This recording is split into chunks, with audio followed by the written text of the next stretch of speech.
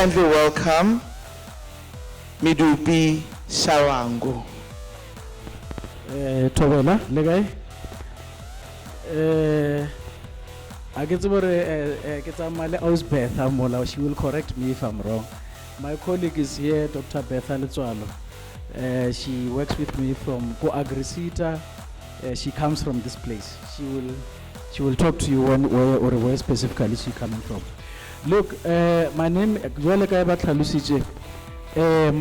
Medupi Shabangu. I work Go Agrisita, which is an institution here. It's funding a lot of people got training in agriculture specifically. I'm standing on behalf of Dr. Innocent Sirova. He said I must pass his sincere gratitude. He couldn't make it, Kabakala, other commitments.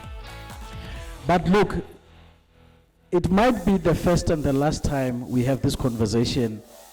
Today is 26 or 27? 27. There will never be another 27th of October 2022. This might be a life-changing moment for you. Ne? I need to ask a simple question. Okay, not a question. Whatever you are wearing, whatever you are eating, whatever you are drinking, it's someone's business. Because you bought those clothes, okay? You ate food that you paid for. Somebody's selling the food. And most of us, when we left home, we ate bread.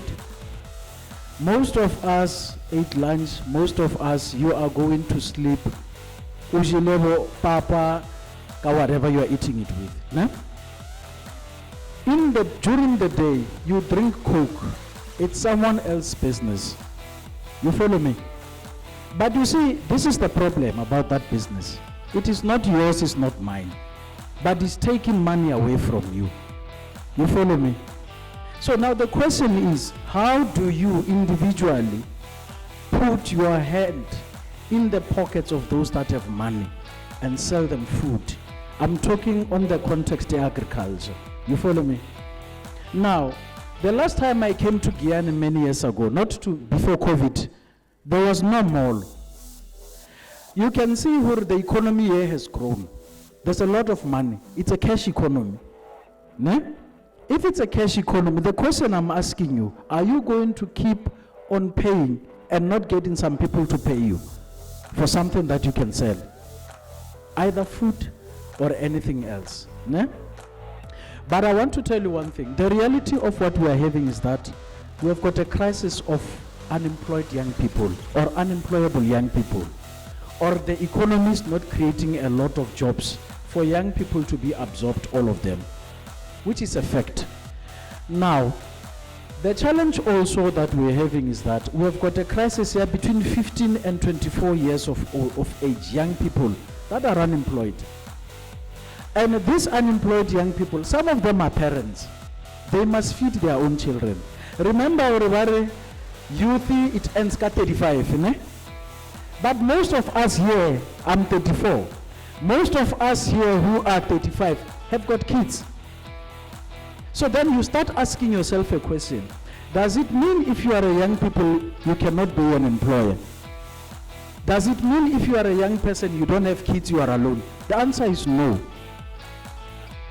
Does it mean if you are a young person, you can't have employees that work for you and you pay them? The answer is very much no.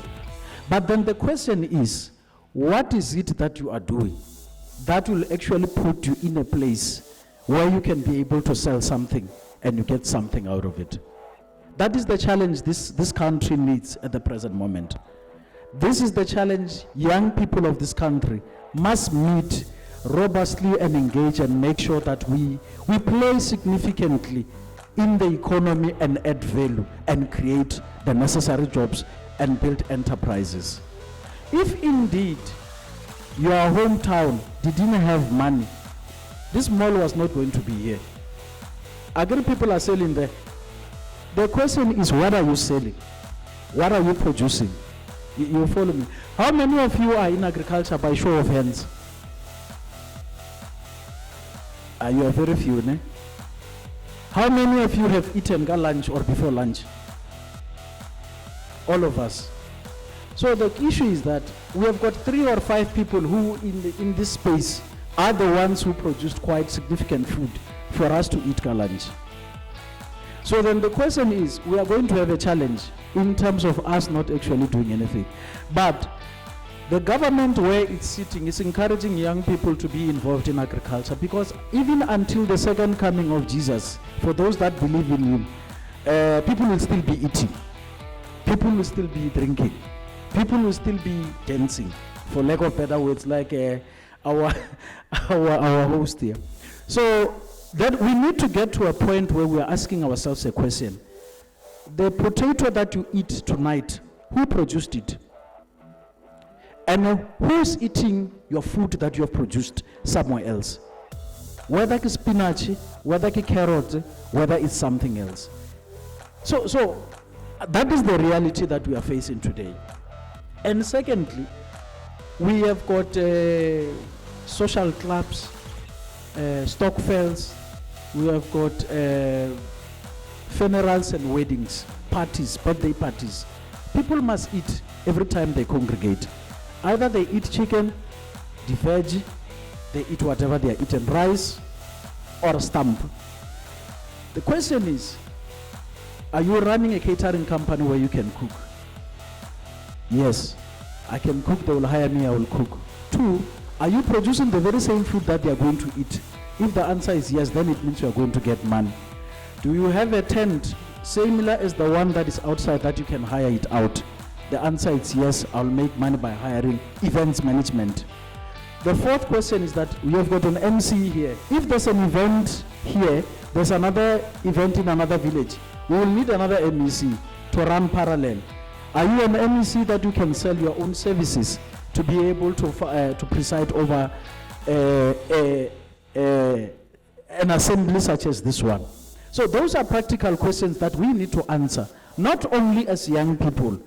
Remember, we are not going to be young forever. You are going to be adults. Your children are going to be young people.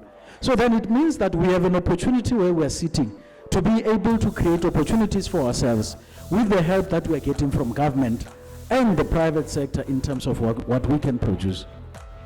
Lastly, I come from AgriSeta and my colleague Dr. Bethaletswalo. The question is, what is AgriSeta doing?